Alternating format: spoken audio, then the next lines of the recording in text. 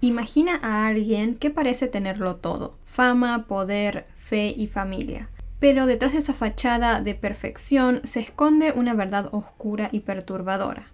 Esta es la historia de Flor de Lis, un caso que sacudió a Brasil y que nos hace cuestionar todo lo que creemos sobre la fe, la familia y la verdad. Mi nombre es Desiree y hoy les traigo el caso de Fiordelis dos Santos de Souza. Fiordelis no era una persona común. Era una figura célebre, cantante de gospel, pastora de su propio ministerio pentecostal, llamado el Ministerio Fiordelis, y con una comunidad de seguidores que abarcaba miles de fieles y 6 iglesias. Además, era candidata a diputada.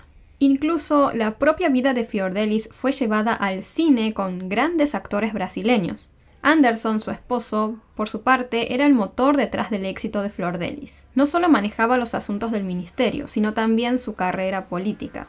Además, era el encargado de mantener en orden su hogar, un enorme complejo que albergaba a su extensa familia, un total de 55 hijos. Sí, como escucharon, 55 hijos, la mayoría de ellos claramente adoptados. De ellos, 22 vivían en esa casa y tenían edades que oscilaban entre los 3 y 40 años. La casa de Fiordelis y su esposo era como una gran casa-hogar, llamada Asociación Hogar de la Familia Fiordelis. Todo inició en una de las muchas jornadas evangelizadoras. Fiordelis decidió llevar su mensaje a la estación central de Río de Janeiro, un imponente edificio Art Deco que, con el tiempo, se había convertido en refugio para adictos, delincuentes y personas sin hogar. Fue allí donde conoció a Ryan, una bebé abandonada en un terreno baldío por su madre. Fiordelis no dudó y decidió adoptarla. No pasó mucho tiempo hasta que sucediera una masacre de niños en situación de calle en Brasil. Una mujer reunió a todos los niños que habían sobrevivido a ese horror y los llevó a la casa de Fiordelis. Y así ella, de un día para el otro, en un abrir y cerrar de ojos, ya tenía de la nada 37 hijos. De esos 37, 14 eran bebés. Fiordelis conoció a su esposo Anderson a través del trabajo evangelizador que hacía en las favelas. Él tenía apenas 16 años en aquella época. En ese momento ella lo adoptó como un hijo más. Aunque no está muy en claro cuándo comenzó su relación amorosa, según Fiordelis fue cuando él tenía 18 años y ella 34. La noche en la cual sucedieron los espantosos hechos, Fiordelis y su esposo decidieron salir. El plan era sencillo: disfrutar de la playa en Copacabana. Así salieron de su casa y recorrieron el paseo marítimo de Copacabana, disfrutando del bullicio nocturno y haciendo una parada en un café al aire libre para comer pescado frito. Dentro de este café, en un gesto de amor, Anderson, lleno de amor, se subió a una silla y le gritó a Fiordelis: te amo, así enfrente de todos. Estaba siendo en verdad una noche perfecta para ellos, pero pronto tendrían que volver a casa, ya que al día siguiente había servicios en la iglesia. A las 2 de la mañana entonces decidieron regresar. Anderson iba al volante y Fiordelis se entretenía con su teléfono jugando Pet Rescue.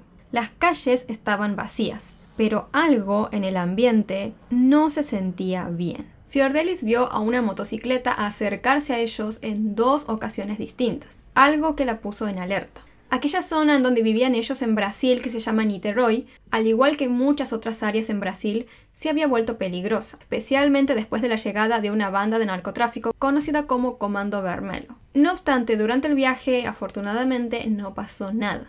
El matrimonio llegó hacia su casa y en ese momento todo parecía tranquilo. Pero lo que pasó después cambiaría todo para siempre.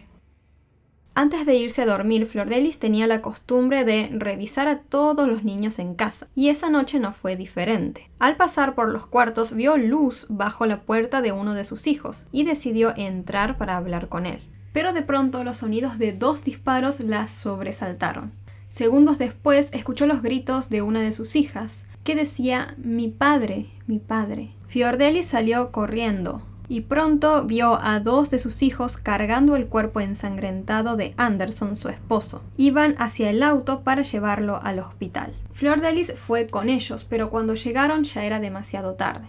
Anderson había muerto. El informe forense reveló algo brutal. El hombre había recibido 30 disparos.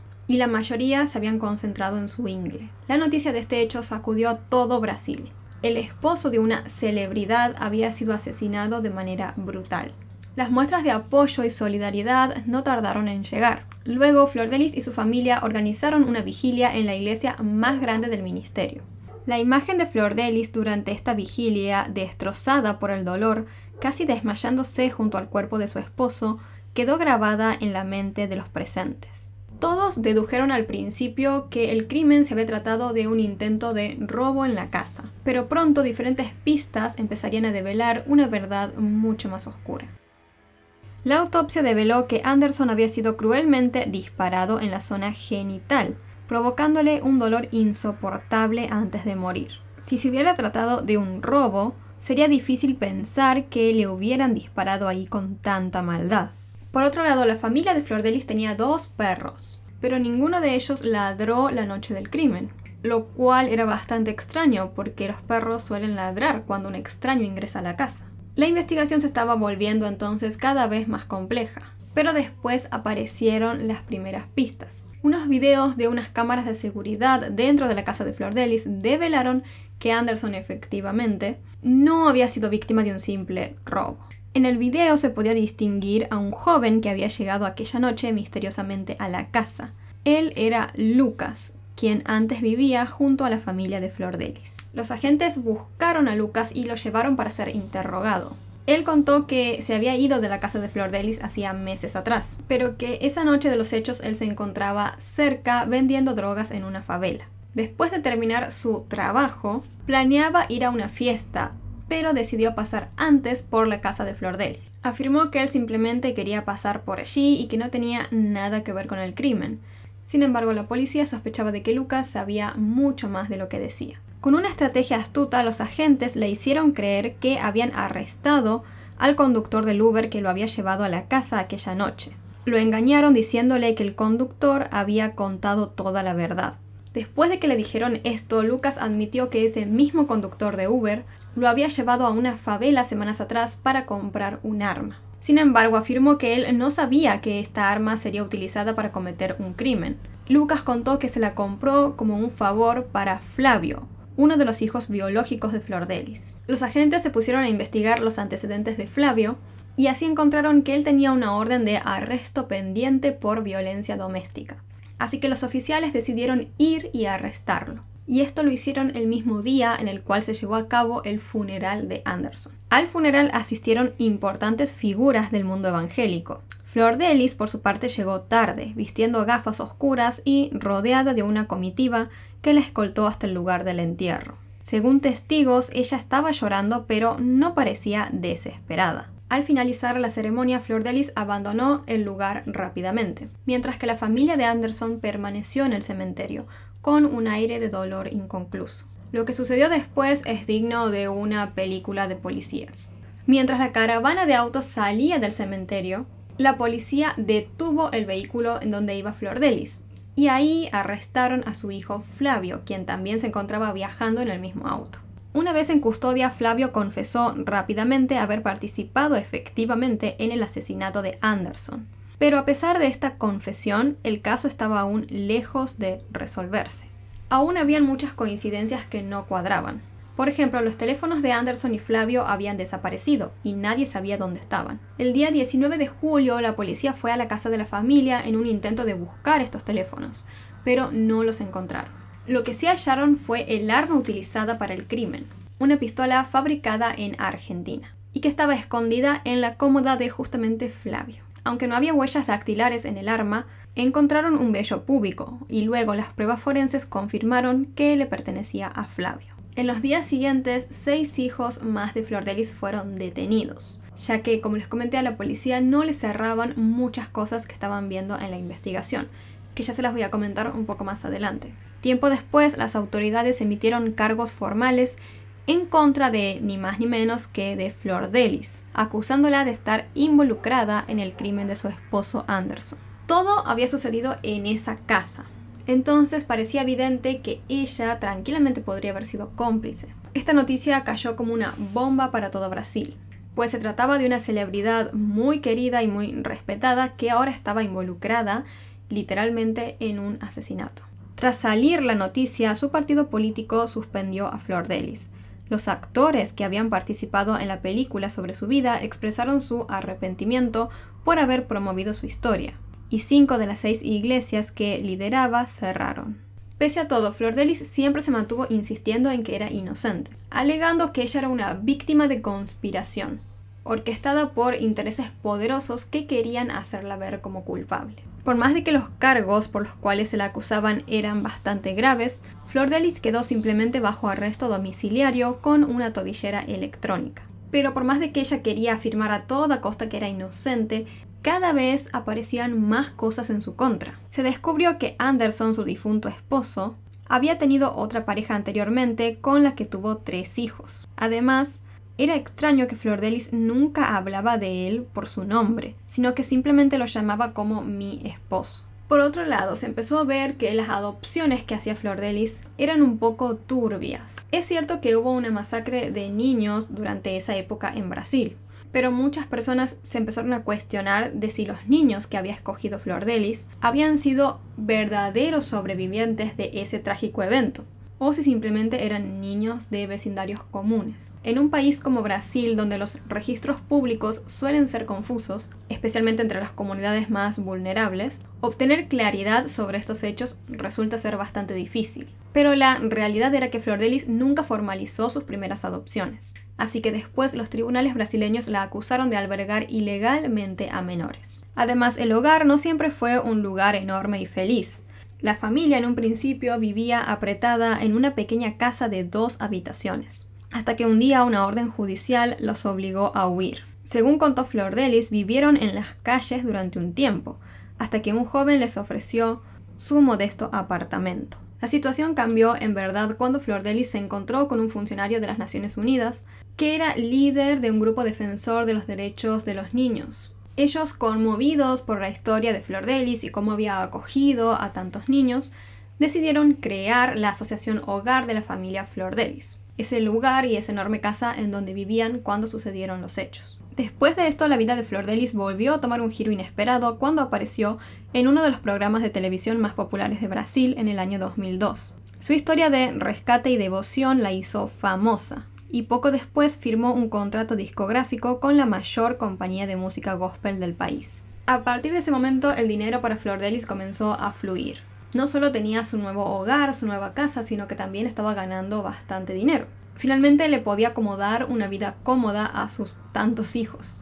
Entonces ella, gracias al contrato con la discográfica, grabó varios discos y viajó por Europa y Estados Unidos, cumpliendo muchos de los sueños de cantante que ella tenía. Después, una noche, Flor Delis tuvo un sueño que marcaría su destino. Ella caminaba sola por una carretera cuando una voz profunda la instó a cruzar un montón de papeles que yacían a sus pies.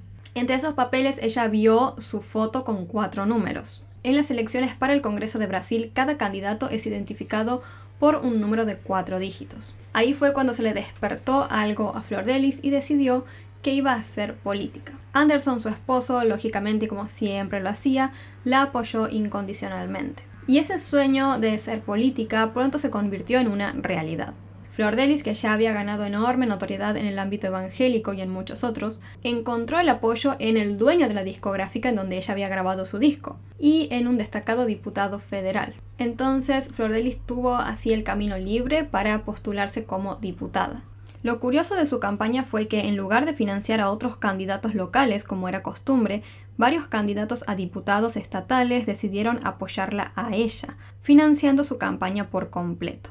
Pero fue justo ahí cuando sucedió la tragedia, el asesinato de Anderson, que claramente lo cambió todo por completo. Tiempo después, Flor Delis siguió insistiendo en que ella no tenía nada que ver con la muerte de su esposo, y que en verdad había sido un complot planeado por sus propios hijos. Ella contó que a principios de 2019 había encontrado mensajes de texto preocupantes en su teléfono, mensajes que según ella no sabía quién los había mandado, ya que todos los niños y todos los que vivían en esa casa usaban su teléfono. Pero en uno de esos mensajes, uno de sus hijos y una hija discutían planes justamente para matar a Anderson. Flor Delis contó que cuando vio esos mensajes se los mostró a su esposo. No obstante, según ella, él no se lo tomó en serio. Ella quería ir a la policía y denunciar, pero él no quería hacerlo pues le parecía demasiado arriesgado porque su nombre podría quedar como expuesto en los medios. Sin embargo, después, en marzo de ese año, Anderson encontró otro mensaje amenazante en su iPad y luego, un par de meses después, en junio, fue justamente asesinado. Este caso estaba lleno en verdad de misterios y secretos familiares. Y aunque hubo algunas confesiones, las piezas en el rompecabezas parecían no encajar del todo todavía. Flor Delis recordó que el día en el cual sucedieron los hechos, por la mañana ella salió a hacer algunas compras y a las 9 de la noche empezó a cocinar para Anderson, quien había pasado el día realizando tareas administrativas y viendo deportes en televisión. Así que en ese momento él se acercó hacia ella y le propuso salir. Flor Delis se sentía bastante cansada, sin embargo aceptó. Se puso un sencillo vestido floreado que le prestó su hija Isabel, pensando que solo darían un paseo. Durante su paseo por la playa en Copacabana, los dos estuvieron como una pareja normal de enamorados. También hablaron sobre sus proyectos políticos. Anderson estaba emocionado por la cantidad de votos que Flor Delis había obtenido en las últimas elecciones. Esa noche, también en la playa, como les era costumbre, jugaron un juego de golpearse las manos. Un juego que ambos compartían desde hacía tiempo. Más tarde, mientras corrían en la playa, Flor Delis propuso que jugaran a lanzarse arena, pero se detuvieron al recordar que al día siguiente tenían un servicio religioso al amanecer. Así que se subieron al auto y volvieron a casa. Al llegar, el portón automático no funcionaba correctamente, así que Anderson salió del auto para arreglarlo. Flor Delis vio a su esposo haciendo esto, intentando arreglar el portón, y se dirigió hacia la casa. Esa fue la última vez que ella lo vio con vida. Minutos después se escucharon los disparos. Flor Delis comentó: "Si hubiera sabido lo que iba a pasar, no lo habría dejado. Teníamos el sueño de morir juntos, de recorrer la vida juntos hasta el final". No obstante, no importaba en verdad lo que ella dijera, porque las autoridades, la policía y los investigadores no le creían. De hecho, la jefa de homicidios dijo: "Flor Delis es fría, calculadora y ambiciosa, capaz de cualquier cosa. No tengo ninguna duda de que ella ordenó el asesinato de Anderson". Y por si esto no fuera poco, todas las sospechas en contra de Flor Delis aumentaron tras el testimonio de uno de sus hijos adoptivos llamado Misael. Él comentó que como a los 12 años había dejado a su familia biológica para irse a vivir a la casa de Flor Delis. Con el tiempo él terminó cortando todo tipo de contacto con sus padres biológicos. Misael dio un testimonio bastante perturbador.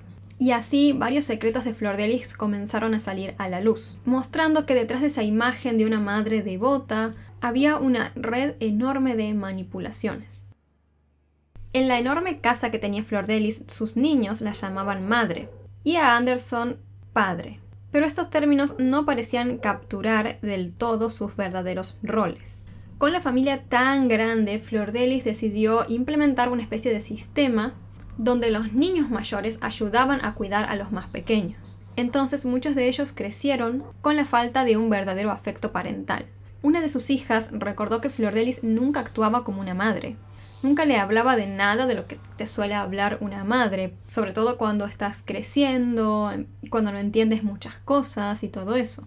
Por ejemplo, cuando le vino la regla por primera vez, ella se sentía súper perdida. Y fue su hermano mayor quien fue designado para que le explicara qué era lo que debía hacer. Misael contó que él nunca tuvo tiempo para reflexionar sobre cómo se manejaba el hogar, ya que estaba ocupado cuidando a los más pequeños y trabajando para aportar dinero a la familia. Todos los hijos mayores que trabajaban debían entregar una parte de sus ganancias a Flor Delis y a Anderson. Luana, la esposa de Misael, también muy cercana a Flor Delis, había trabajado para ella como chofer y secretaria personal. Ella contó que poco a poco fue descubriendo el control psicológico que Flor Delis ejercía sobre la familia. En una ocasión ella encontró una daga en el armario de Misael. Cuando le preguntó al respecto de esto, él explicó que Flor Delis se la había dado para matar a la bestia. Flor Delis, por su parte, negó que esto fuera así y dijo que Misael estaba hablando disparates. No obstante, el joven comentó también que Flor Delis en ocasiones solía encerrar a sus hijos por días, alegando que necesitaban ser purificados. La noche del crimen de Anderson, Luana y Misael estaban durmiendo en su casa cuando recibieron una llamada de Luciano, otro de los hijos adoptivos. Él les dijo a ellos que Anderson había sido herido en un intento de robo. 2 días después, Misael y otro hijo adoptivo, Daniel, acudieron a la policía. y señalaron a varios miembros de la familia como sospechosos. Ellos comentaron que varios hijos habían ya intentado matar a Anderson en el año 2018. Al principio trataron contratando a un sicario, quien falló, y después comenzaron a envenenarlo con arsénico. Esto no le quitó la vida, pero sí lo llevó a Anderson al hospital en varias ocasiones. Finalmente armaron un plan que funcionó: dispararle a su padre en su propia casa. Marcy, otra hija adoptiva, le había pedido a Lucas que organizara el asesinato y lo hiciera parecer un robo fallido. Como pago le ofreció $5.000 y una colección de relojes de Anderson. Flavio fue quien disparó en verdad, mientras que otros hermanos o hijos adoptivos ayudaron con la logística y distrajeron a diferentes testigos. Si bien ya estaban determinándose un poco más los roles en todo este crimen, a medida que la investigación avanzaba, la policía seguía sospechando de que el verdadero cerebro detrás de todo esto era la propia Flordelis. Pero ¿por qué habría querido ella matar a su esposo siendo que estaban súper bien y él siempre la apoyaba en todo y demás? La investigación reveló que el motivo podría estar en diferentes disputas familiares. Los conflictos por dinero y sobre todo el resentimiento hacia la creciente influencia de Anderson creaban un ambiente tenso. Cuando la policía no logró encontrar el teléfono celular de Anderson, solicitaron a la compañía telefónica un chip vinculado a su número. Tras conseguir descifrar su contraseña, lograron descargar todos sus registros de la nube. Después de eso, la policía se dio cuenta de algo crucial. Uno de los investigadores dijo: era evidente que él, es decir, Anderson, organizaba todo, controlaba todo, incluso las reuniones políticas de Flordelis. Podíamos ver un claro conflicto de poder.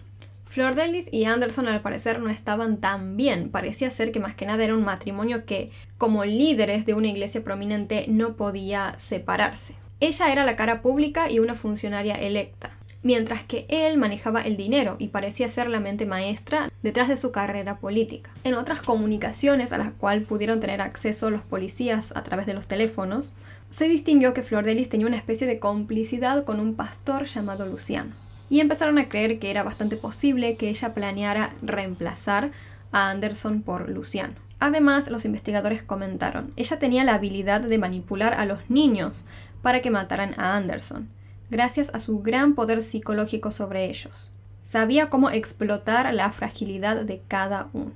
A una de sus comparecencias en la corte, Flordelis llegó vestida como una ama de casa Amish, con un vestido largo y estampado y su cabello recogido con un moño. Mientras ella se sentaba con modestia, los guardias introdujeron a la corte a los 10 coacusados por el crimen, es decir, 10 de sus hijos adoptivos. El juez leyó los cargos y afirmó que Flordelis había liderado una conspiración para asesinar a Anderson. Muchos otros hijos de Flordelis ese día declararon que ellos creían efectivamente que ella estaba detrás del crimen. Sin embargo, cuando el juez le preguntó a Flordelis si ella estaba en verdad involucrada, volvió a defenderse y a decir que era inocente, comentando que después de Dios, Anderson era lo más importante de su vida. Los hijos acusados de participar en la conspiración afirmaron que el asesinato de Anderson había sido un acto de venganza impulsado por una hija llamada Simone. Según ellos, Anderson había agredido sexualmente a Simone durante años, incluso mientras ella estuvo padeciendo cáncer. Dijeron que Simone soportó todos esos abusos porque él le pagaba su tratamiento médico. Por su parte, el abogado de la familia de Anderson contradijo esta afirmación, presentando un documento que mostraba que el tratamiento médico había sido cubierto por un seguro. Además, comentaron que no se hallaron pruebas de abuso sexual y también señalaron que Simone había tenido una relación amorosa antes de que Anderson se casara con Flordelis, pero que esta relación no había pasado más allá que simples besos. Simone, por su parte, admitió ante las autoridades que ella sí había participado en el crimen, pero porque había proporcionado dinero para comprar el arma. No obstante, según ella, después de eso se separó de todo el complot y comentó que ella estaba fuera de la propiedad la noche del crimen, pues se encontraba con un amante en un motel. No obstante, la policía encontró en su teléfono registros de búsqueda de Google con términos como alguien peligroso, dónde encontrar asesinos y veneno letal fácil de comprar para matar a alguien. Para defenderse de esto, Simone dijo que el perro de uno de sus amigos estaba enfermo y ella quería averiguar sobre cómo ponerle fin a su sufrimiento. En la corte, Flordelis negó saber sobre estos supuestos abusos sexuales. Sin embargo, después en una entrevista en televisión dijo que esos abusos habían llevado a Simone a convertirse en la mente maestra del crimen. Flordelis también en su defensa estalló contra Misael. Él había ayudado a gestionar las finanzas del ministerio y ella dijo que había encontrado documentos que sugerían que faltaba dinero en las cuentas. Flordelis aseguró que llevó esos papeles a la policía, pero que la ignoraron. Por su parte, Misael claramente negó totalmente haber malversado los fondos.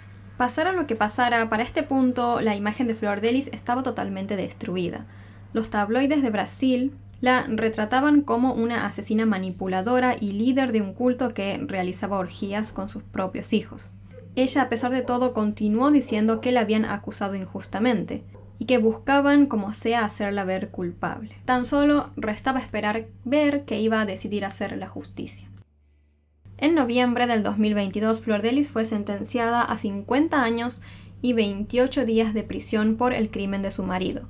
Simone, por su parte, fue condenada a 31 años y 4 meses de prisión. Y otro condenado fue otro de los hijos, llamado André, quien recibió la pena de 22 años de prisión. Los demás hijos de Flordelis fueron absueltos. A pesar de todo lo que pasó, Flordelis sigue siendo una figura popular entre ciertos sectores de la sociedad brasileña, pero especialmente dentro de la comunidad evangélica. Muchos de ellos siguen viendo en ella una líder, que es fuerte y carismática, y claramente también defienden su inocencia en el asesinato de su esposo. Ahora les queda a ustedes ver qué opinan sobre todo esto, si creen que Flordelis es efectivamente culpable o si creen que en verdad se trató de una conspiración para hacerla ver como tal.